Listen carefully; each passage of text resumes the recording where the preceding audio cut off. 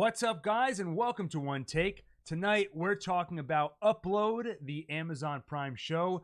Tonight, we're talking about the full season, so this will be full of spoilers for all of Season 1. I'm Gil, here with my brother Adam. Hello. And our tech guy / brother Alun. Yo. And before we jump into it, quick reminder to hit that subscribe button and, of course, the bell icon so you get notified the next time we go live. Let's start with our overall impressions of the show, our overall thoughts on the season. You can go back to our reviews of episode 1 and 2, and at that point, I think we all felt like it had a pretty strong start. It wasn't an amazing show or anything, but it was a nice diversion. It was pleasant to watch, and there were some hints at deeper, darker ideas. But I think all of us were ready for a break from the darkness, right? After shows like Devs, Westworld, where you dive deep into what is human consciousness, determinism versus free will. So it was a nice palate cleanser. I think that after the beginning of the season, it started to become a little more hit or miss. There were a couple of episodes that we were down on, a couple that we thought were pretty solid. Overall, to me, I fall somewhere, I probably balance a little bit more towards the negative side. I thought it was okay, enjoyed it here and there. Don't know if I'd come back for a season 2. What do you think, Adam? Overall thoughts on the season? Yeah, I would say it struggled to reach a 5 out of 10 for me, given I would say more than half the episodes had me cringing and thinking, that was kind of dumb. And also just not enough of the jokes landed to make up for the clunky plot line. Mm-hmm. Yeah. And the one redeeming part where it was the two main characters, Nathan and Nora, and unfortunately, they didn't spend enough time on them. Right. I thought, so scratching a little bit deeper into what we were just talking about, I think Robbie Amell and Andy Allo, the actor and actress that played Nathan and Nora, did a great job of selling their relationship. Anytime the show focused on them, I enjoyed watching their relationship grow. Now, I think it culminated in the second to last episode of the series where they have their kiss as the Upload shimmer is coming towards them. I felt something in that moment. I thought that was great. We can talk about the final episode and how we left things with them. We'll get to that. Everything else outside of their relationship I thought was pretty spotty. And I tried to think about why was that the case. And for me, it's the fact that most of the other characters were more caricatures. They were basically going solely for comedy. Besides those two main characters, I didn't think anyone else had a whole lot of depth to them. And then it's a very subjective thing. Either the comedy works for you or it doesn't. For me, like you said, it landed at maybe 20 to 30% of the time. So I'd be watching an episode, it's about Nora and Nathan. I'm thinking this is great. The episodes that focus more on them, I enjoyed.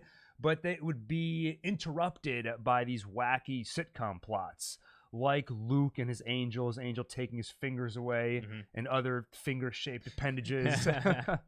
And so all those kind of wacky side adventures just didn't work for me and sort of took away from the show. Alon, what did you think? Just overall thoughts on the season? Anything you'd add to what we said? I completely agree with everything you said.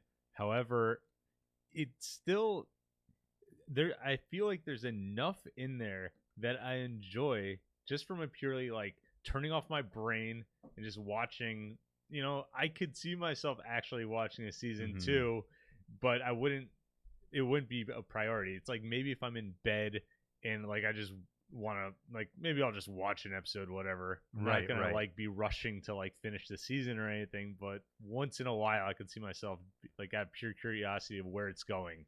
There's so many other shows though. It would not take the place of any. It's just part of me, I don't know, maybe you guys completely disagree, but part of me is curious where they're going with Nathan, at least. I care about him. Yeah, and I think I don't know who to give more credit to. I don't know if it's the writing or it's just Robbie Amell, Nathan, the actor who plays Nathan, and the Nora character. I think the actor and actress just really sold the parts. They're charming. I enjoy watching them. I don't know how much of that is the writing or how much of it is the two of them just being likable and selling those characters. But I agree with you. There's a little bit of a hook there where I do want their relationship to succeed. I want to see more of Nathan. So I could see myself coming back for a season 2, but it will really just be, I want to know what happens to them. And everybody else, I'm not too worried about Dylan. or Luke or any of the rest of them. Man, how much better was Luke in the first episode? Yeah. I can go back to my notes from episode 1 and 2 where I said more Luke. The show needs more Luke. They gave us more, and I was like, a little bit less Luke. Less Luke. Yeah, we learned a little too much about him. Well, let's dive a little bit into what happened towards the end of the season. So, in the end, Nathan gets his memories restored, and we find out that he screwed over his friend Jamie. It's a big twist because all season we've been looking at Jamie as the bad guy. The implication is that Nathan took their code behind Jamie's back. He sold it for a bunch of money. Now, how did that plot point work for you, Adam?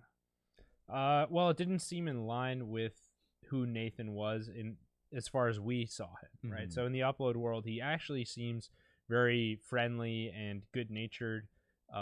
It seems like the project he was working on, he was doing to try to benefit humanity. He didn't want to just make a bunch of money off of it. So it felt out of character, which I'm okay with because he also his character that we knew was missing a bunch of his memories, which means he was missing parts of who he was before all this. Right. And part of the idea is that we're learning more about the character, and maybe he's not as great a guy as we thought. But a couple things to say about that revelation. Number one, I found it odd that they didn't show us that he actually went through with the offer. He basically says it would have to be a lot of money. And I guess you can say the mere fact that he's considering it is already bad enough. He's crossed the line. But the fact that they didn't show us that he truly went through with the offer, I found that distracting because I kept waiting for them to reveal, wait a minute, he actually didn't screw over his friend Jamie. He just slipped up, considered it for a second. So that kind of took me out of what was going on because I kept waiting for that twist. The other side of it is that they keep telling us that Nathan used to be not such a great guy.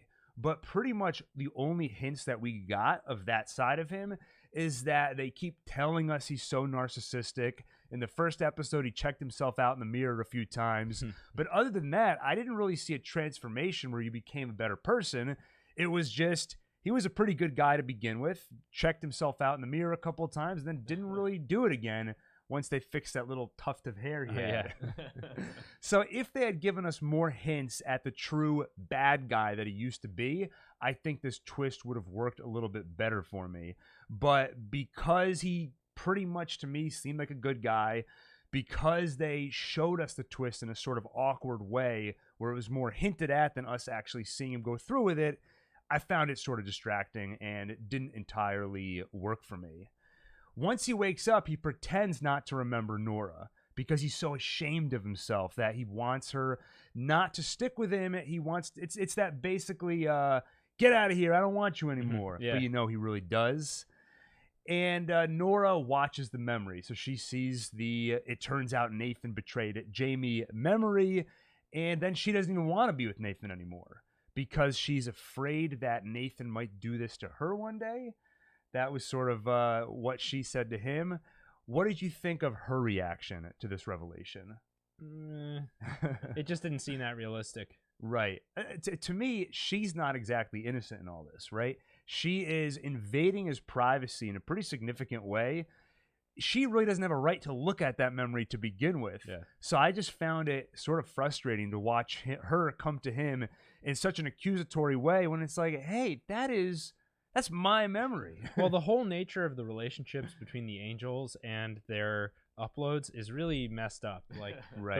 the way that Luke's, is it Luke? Luke, yeah. The way his angel messes with him, it's like it's abusive. He's like she's literally basically Satan, right? Torturing a dead person's soul right. in the afterlife, like and just making his life a living hell. Yeah, there are some uncomfortable ideas that they don't really delve into. You have this budding relationship between Nora and Nathan, and we don't really dive into how awkward and bizarre it is for a living person to date a dead person. They hint at it.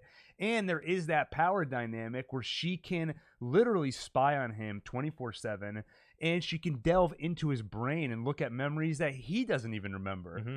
So all that stuff they don't really delve into, which I'm okay with. I mean, I'm fine with them not going into that darker territory. In fact, that was one of the things that I thought was pretty welcoming about the show when we first started watching it. I kind of wanted a break from thinking about all that stuff. Yeah, but it's like they either they want us to treat the uploads like basically real human consciousness things, or they don't. And if they want me to take it on their terms that these are real people that should be treated as real humans, then it's hard not to feel kind of icky when they start torturing them. Yeah, Right. It's kind of funny. At one point, they finally discussed the whole consciousness thing. They literally talked about what's a soul, like what are we, for like 10 seconds, and that was it in the entire season. Right. That was, I think, the scene between Nathan and Nora's father. Yeah. So I didn't totally buy her reaction. I just thought that, and this is what I was alluding to earlier, I thought the climactic moment where Nora and Nathan share that kiss right before the shimmer hits them was great. I thought, end it there. And then you have this coda in the final episode where it felt like we need to find a way to separate Nora and Nathan. So they introduced this twist, and it moves so quickly. To me, they had established such a rapport to the point where she's willing to say, I love you. I would think you've got more benefit of the doubt by that point. When you see that memory, I feel that she would have approached him more like, hey, this, let's talk about this. Mm-hmm. Not, you're going to do this to me one day. I'm walking away. If anything, he would do this for her, right? Because Right. he was doing it for his mom and his family, for the people closest to him. Yeah. So he seems pretty close to Nora. I think maybe he'd be willing to break the rules or screw over someone else to defend the people he loves the most, which you can't really blame him too badly for that. Right. I at least think it's worth a conversation. Yeah. Which they did eventually get to. Well, she goes to her father and tells him about it, and then he reassures her that Nathan's a good guy. Based on meeting him once? Well, I mean, there are some people that have that ability where you can just look into somebody's soul. I think I have that to some extent. I can tell, are you a good guy or not? And I think... Why'd you look at me when you said or not? Moving on. So there's a reason one's not the one on camera. So Nora and Nathan, one's making faces at me now. It's just totally throwing me off. But I actually liked the setup for this. I didn't mind the fact that it was all based off of one meeting. Because as much as, and we'll get to this, I wasn't a fan of Nora's father as a character. Mm-hmm. But the episode where him and Nathan hung out, I actually enjoyed that whole interaction between them. And I bought that he would walk away from that experience with a very good impression of Nathan. You add to that everything he's learned about Nathan from his conversations with Nora. I bought this moment, and I liked the moment of Nora's father telling her, I think he's a good guy. And that leads to Nora showing up in 2 Gig World to talk to Nathan and then call him back right afterwards. And that's where we have the conversation of, I love you. She tells Nathan that she loves him. But right as his gigs run out, he freezes, can't respond, turns black and white, single tear, and she says, I love you. It doesn't answer, so she leaves. How did we feel about that ending there? I hate manufactured misunderstandings in TV shows. Right. It works emotionally. They wanted me to be frustrated, and I was. I was very frustrated that happened, but it's so manipulative. Because there's nothing interesting emotionally or interesting about the development of their relationship in that moment. It's purely an annoying misunderstanding that forces them apart so we can keep this going into season 2. And it's the opposite of a Deus Ex Machina. So instead of something unrealistic or something just getting written in to save the writer from writing themselves into a corner, something that comes in and saves the day and fixes everything. It's the opposite. It's just, oh, wait, everything's going too well now. Let me just throw a random wrench into it. And the misunderstanding was so easy for her to, after the fact, figure out what happened. Just throw on your get on your computer and just see what happened. And she knows he's in 2 Gig World Exactly. now. Like she understands how that world works down there.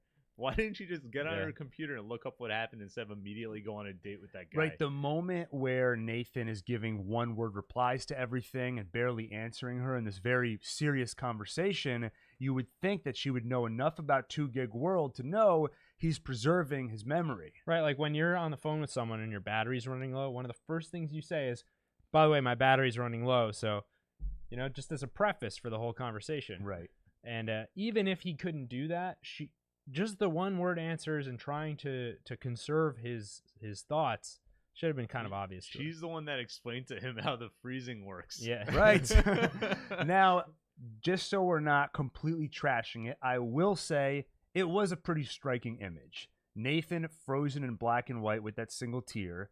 It's a memorable image, and it did work in the sense that they built up the relationship between the two of them enough that I cared. I really wanted it to resolve Right. itself. That's why it was frustrating. Right, right. So the fact that it's frustrating is almost a compliment to the work they did to develop the relationship. And I understand why they don't want to resolve it now. They want to keep the show going. I wish they found a more organic and less just irritating way to do it. Yeah, and now season 2 will probably be about their journey to get back together. When it's like, I hate in TV shows and movies when they like Stranger Things. Spoilers for Stranger Things. Is that okay? Are you Yeah. spoiling season 3? I don't remember which season. All right, spoilers for Stranger Okay. Things. Go ahead. Yeah, no. So everyone likes 11, the girl with the powers. So they all become friends. We get to see her using her powers. Then they take her away from the group of friends for almost an entire season. Right. And then when they bring her back, oh, it's such a powerful moment. It's like I'm just sick of them doing that and things where they introduce a character you love, take them away, and then bring them back. Right, right. So I just feel like that's going to be very similar with their relationship. And speaking of their journey in season 2, it's going to be a complicated journey because just when you thought the episode was over, Ingrid shows up and she says she's in upload for good. She uploaded herself, which, what did you think of this development? Well, so the last couple of episodes of the season, they were trying to make us like her more, and it was annoying us because she did some things that were irredeemable earlier, right? Like she, in the midst of an argument, threatened to delete Nathan, which is basically, I mean, it's murder. She basically at whipped his the gun funeral. out. Yeah. That's right. Yeah. Yeah. She may, as in the real world, this is the real world equivalent of you get into an argument, you whip a gun out and put it against the person's forehead and say, remember what I'm capable of. Right. So to me, there's no amount of like niece bonding. Yeah, or curling her no hair. amount of sleepover time that's gonna make me think she's a good person. To me, that's irredeemable. But yeah, it's interesting to see that she, I don't know, committed suicide or somehow, or I don't even know if they consider it that in this world, but uploaded to be there permanently. Right. It does seem like she legitimately cares about Nathan, and that just to me makes her character feel not cohesive or inconsistent. Maybe poorly written, I would say. Yeah, we'll dive into Ingrid's character in a second, but just at least focusing on that last moment, I will say again, it emotionally landed because I think Adam was basically, I think, tuned out of the show by this point. Yeah. But Alun and I at least both went like, oh, when Ingrid showed up. Because it is sort of, it's pretty terrifying. I mean, and it's pretty, just, if you had any issues with her character thinking she might be a little bit crazy, the fact that she would upload herself to be with Nathan is a pretty terrifying prospect. It was pretty funny. His reaction to seeing her was such a strong reaction. He immediately lost the gig. Oh, She that was just pretty bought for hilarious. him. So my thought was now that Nathan has this magic thing that lets him just edit the system. That's now, right. right? So first of all, couldn't he have just given himself more gigs? That's one thought. Oh, but man. even if he No, couldn't no. do that, maybe once he gets restored to Lakeview land and has as many gigs as he wants, can't he just edit Ingrid to be less horrible? Well, we don't know yet. So far, we've seen him edit furniture. I don't know if we've seen him use it on other human consciousness that's in the system. So, I would totally try. yeah. I imagine Stop poking me with that stick. Yeah. it's got to be possible since from outside the developers can pull people's ears and noses that's right. and stuff and take their fingers off. I think Nathan would have some ethical dilemma. I don't think he would do that. I don't think he's that kind Not of old guy. Nathan. That's right. Old Man. Nathan was a real piece of work. Yeah. The Looking way he at- looked at he- himself in the mirror. And wanted to look after his family, man. I know. You do not bring a reflective surface near that guy. Yeah. Oh, well, let's talk about Ingrid. So, to your point, I thought they sort of painted her out as an evil caricature for the first 7 episodes of the season. You mentioned the moment where she threatens to erase Nathan, literally kill him. And she also had the most self-centered, awful funeral ever. She cheated on him with his best friend and business partner. I could not get past any of those things. So when they tried to add those sympathetic layers in the last 2 to 3 episodes, just did not work for me at all. Do you think there's an upload afterlife in this world that's actually intentionally bad, like a hell, artificial hell? Because think about it, you could then you can now promise like really evil people supreme like extra consequences beyond the death penalty. You say you're gonna get uploaded into a virtual hell where you're gonna spend eternity. I don't think she belongs there, but she belongs in one that's at least somewhat annoying. If this were Black Mirror, the answer to that is definitely yes. Yeah. And according to the NPR article I read earlier today, this show stands up against any episode of Black Mirror. Maybe in the later seasons. Yeah, Black Mirror lost its touch a little That's bit true. in the later seasons, but it never reached. I think I would rather watch another season of Upload than another season of Black You know what? Mirror if it follows the trajectory. I agree. I agree with that. Yes, because we expect more from Black Mirror. Well, not right, anymore. But Upload, you know what you're getting, and even if I think it's a dumb show, to put it bluntly, it's enjoyable to watch. Yeah, I would say the good episodes of Upload, if it hit its highs consistently, episode 1, if it stayed at the quality of episode 1, I would be looking forward to a season 2 because I found it. I've said this a few times. It's just very pleasant to watch. Yeah. I really enjoyed it. It was like a sandwich, like it was a sandwich of like 2 good episodes. Was it like 6 bad episodes roughly? And then 2 good episodes again. Which is a trap that a lot of streaming shows fall into, I think. Pick any of the Marvel streaming shows on Netflix. They all have very solid start and then sort of middling in the center of the season and then get stronger again towards the end. I'm not sure why streaming shows specifically suffer from this. Maybe network shows do too, but we just don't notice it as much because you don't binge them. Well, maybe if they know you can binge a show, they know you're more likely to tolerate a lull in the season, right? If you're waiting a week from one episode to the next and it reaches a lull in quality, you're much more likely to just not return. Whereas if they know you're going to binge it, then they know they can cut corners and maybe even save money by not getting the best writers for those middle of the season episodes. Right. What happens this episode? I don't know. Dylan turns into a girl. Yeah. Loses a finger or something. I don't know. Choke finds an egg. Which actually, I love the Choke character. Yeah, I like him. He was pretty funny. I don't think you're supposed to like him. Well, that might explain why we felt differently about this show. Well, another twist in this final episode, we find out, at least if I'm understanding this correctly, we knew that Ingrid had snuck back into Nathan's car right before the accident happened. So we all assumed that was pretty much solid evidence that Ingrid had something to do with his death. But it sounds like she knew he was being set up for this accident. She turned on prioritize occupant, and maybe that changed something in the way the accident occurred. She saved his life, or at least preserved it enough that he could be uploaded. So, okay, do you think the reason then she was like trying to get him uploaded so bad, even though he was actually fine physically, is that she thought she could save and preserve him there? That is the implication. That's what she said to him. I need to keep you here so I can protect you.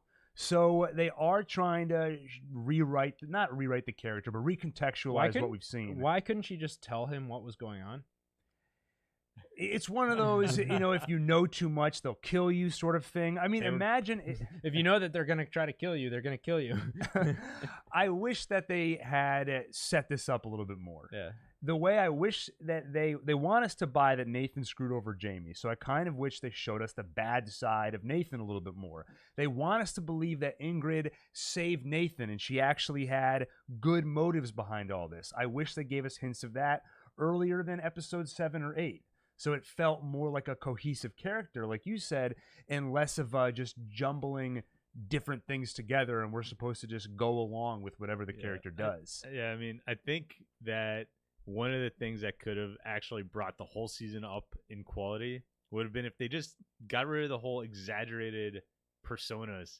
Just treat everyone as serious. Well, like they treated Nathan and Nora like real people. They said, what if a real person was in this situation? How would they act? If they just treated everyone in the show with some dignity, I think it would have brought up the quality. It's tough because I think that's where it gets subjective. Because I know there are people that really enjoyed the show. I mean, some of our commenters were saying that they found the show hilarious and they loved it. And part of it just depends on what sort of comedy you like. For me, I tend to like comedies that are more grounded. It feels like you're watching real people and funny things are happening. I'm less a fan of caricature where Luke is immature. It's okay for him to be immature, but he's immature to a point where he's basically a child in a 30-year-old's body. Yeah. And that's why I loved the Luke character in the first couple of episodes, but then after that, to me, he felt like caricature, and that's where I start to disconnect from it. Yeah. Now, let's talk about the comedy for a second. What did we like comedically? The Butler character. Yeah, that was what I was Every just time gonna he was say. on He screen. was the best character on the show. And by the way, played by Owen Daniels, Greg Daniels' son, Oh, Hey. who created the show. he was fantastic. And funny enough, when I was on IMDb earlier, I looked up Owen Daniels, and on the side of the screen, it pops up with all these IMDb user-generated lists, and one of the lists was just gingers. And you can click on it to Ed Harris, Prince Harry, Rupert Grint, and Owen Daniels. There you go. But I thought Owen Daniels did a great job. Early Luke, the first introduction where he shows up at breakfast and he's like, damn it! Yeah. And then he shows Nathan the trick for how you can get another role. Yeah. Hilarious. He was like, I was expecting him to be like the Peter Dinklage of the show. You know, like kind of smart. He knows how to navigate this world, but he's also a little bit jaded. It's a fun, more black comedy side to this world. But instead, he just kind of turned into a whining baby who's being tormented by his angel the whole time. And I thought they were setting him up to have some depth. They kept making allusions to the fact that he's a veteran. Mm-hmm. But at the end of the series, I find myself wondering, was it just supposed to be funny that he was a veteran? They'd be like, he's a veteran. Or maybe it's just that he's a veteran, so you think he would have a lot of like poise to him, but he's such a goofy character. Yeah. It's sort of like Fran too. It's the gym teacher who was investigating. It's like the character just fell apart and disappeared. Like there was no plan for her, just like there was no plan for Luke. Well, I actually liked what they did with Fran because at first I thought, what are they doing with this Fran character? When you find out that she's not really a detective, she's a gym teacher, I thought that was pretty hilarious. That was a funny payoff, but was that the only reson she was there, was so they could make that one joke? joke? So is she dead? Is that the implication? I don't know. Random prediction. I think she's gonna come back somehow. We're gonna see her hand emerge from the water. Yeah, that joke was funny, but I don't think it justifies the amount of that goofiness we saw. Yeah. Another thing I want to shout out that I enjoyed was the episode of Nathan checking out the different heavens, and they go to that IR room. That was enjoyable. And then the occasional dark elements. In a way, it felt kind of awkward because the show felt like network television. And then occasionally you would see a headless body, or you'd see Creed from The Office. His head explodes when they try to download his consciousness. The assassin being shaken to death in the elevator and basically popping, even though you don't really see it up close. The occasional F words. I will say it felt a little bit like they were writing the show, and occasionally someone would remember, oh, wait a minute, this is on Amazon. You throw a couple of F-bombs in here. Yeah. And nudity in only one episode 1, I think. Gil's real disappointed. We already shouted out Nathan and Nora's relationship. Like I said, I enjoyed it pretty much. If the show was just about them and that was the focus, it would have moved up on my my quality scale. Well, the best part, Nora's dad really sold the fact that he was sick. Oh yeah. Yeah. Well, so Nora's dad. His character just pretty much never worked for me. Gee, Nora, it really sucks that I'm dying. Yeah, this lung cancer is really getting to me. It's like in the room. Well, I definitely have lung cancer. Or breast cancer, whatever, yeah. Right. At no point did I look at him and think he looks in any way unhealthy. Yeah, in like working in the hospital, we have this informal test that's called the phone test. And when you're walking to a patient's room and you see them in bed on their phone, it's usually a pretty good sign that they don't need to be in the hospital. Well, this guy is in such good shape that not only does he never cough, but he's actually sitting there in VR having a grand old time. Right. I remember during one episode, Adam turns to me and he goes, gee, if only there were some involuntary physical reflex the body has to indicate a person is ill. I think he coughed in the first episode we met him, and then ever since then, just no coughing, nothing. Oof, these old vape lungs, So I mean, any other thoughts? One question I had is VR. How does the VR work in this world?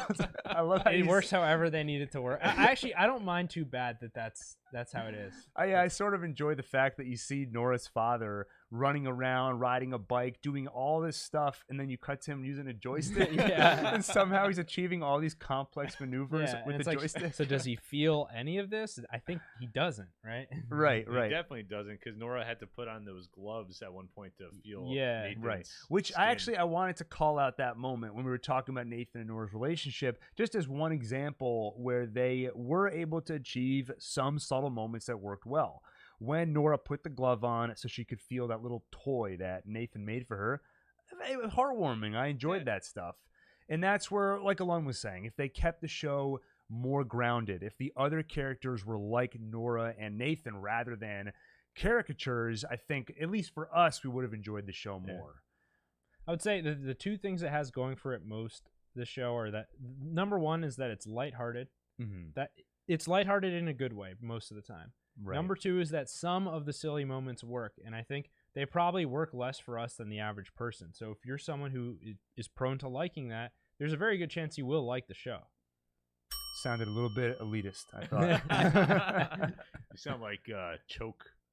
Yeah. Well, I did say I like him, so If you folks out there like people sipping on banana peels and silly things like that, you'll probably Yeah. enjoy the show. So if go you're ahead. a real pedestrian comedically, then No, so overall, I mean, I always struggle with reviewing comedy because it is so subjective, and it just mileage will vary on the comedic elements of this show. And- I'm here. Okay, how about this? If you like later in the series, The Office, The American Office, if you like that show later in the series, you'll probably like this show. all right, there you go. No I think judgment. that's probably true. Yeah. If it's renewed for season 2, like I said, I don't know how likely I am to watch it unless there are. I'll watch the first episode. Well, you know what? We'll give it the first episode at least. And if there is some sort of a tonal shift at all, then I will be on board. But I doubt that'll happen, just judging by. I think a lot of people enjoyed the season, so why would they change it? OneTake didn't like it that much. We gotta change this All up. hands on deck. Yeah, but just so we end on a positive note, I will just again shout out. I mean, Robbie Amell, I haven't really seen him in anything before this. We saw his brother on Arrow, and I think he did a really solid job. So if He's great. he's He has great, a very earnest style. yeah, he does. Robbie Amell and Andy Allo, who plays Nora, both of them, I'll be on their IMDb pages and seeing whatever they do next, because I was pretty impressed by both of them. Yeah, I really, for all the complaints I have, I really don't have any complaints about their acting, and their characters were cohesive and consistent. I liked them. Right. Especially considering it's a bizarre concept to play out. So Nathan having to go through dying, waking up in this afterlife, and forming a relationship with someone he can't physically meet. Both of them did such a great job of selling that, and that worked really well. So I think with that, Alon or Adam, any other final thoughts on the season? we didn't talk about Byron, the other character that Nora's dating, but I actually think they made him. They made us have just the right attitude toward him, which is like he was funny because of how kind of unlikable he was, while not being too over the top unlikable. Yeah, you know what? He struck a good balance of a little bit silly, but not caricature. Mm-hmm. You know, still within the realm of acceptable Believability. Yeah. Well, I think with that we can wrap it up. So thanks for watching, and if you enjoyed this video, make sure to hit that like button, hit the subscribe button, and of course the bell icon so you get notified the next time we go live. And let us know what you thought of the series. Do you disagree with any of our complaints? Do you think that we hit the mark? What do you want to see in a season 2? Let us know in the comments. And with that, thanks for watching, and we'll see you on the next One Take.